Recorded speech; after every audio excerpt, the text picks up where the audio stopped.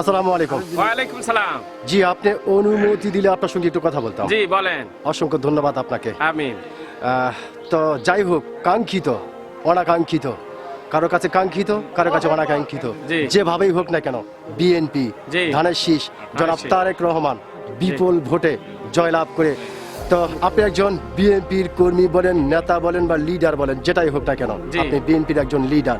সেই ক্ষেত্রে বিএনপির পক্ষ থেকে, নতুন সরকারের পক্ষ থেকে যদি আপনাকে সুযোগ দেওয়া হয় এবং অফার দেওয়া হয় যে আপনি এমন একটি কিছু চাইবেন, যেই চাওয়াতে সরকার দিবে, কিন্তু আপনি সহ, আমি সহ জি। বাংলাদেশের সকল মানুষের যেন উপকার হয়, এমন একটি চাইবেন, তাহলে আপনি কি চাইবেন?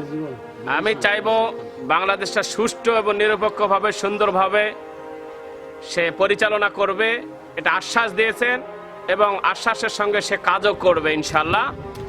আর পাশাপাশি সকল মানুষের সে দুঃখে সুখে সকল বিষয়গুলো সে দেখবে, এটা তার প্রত্যাশা, এটা আমরা আশা করছি।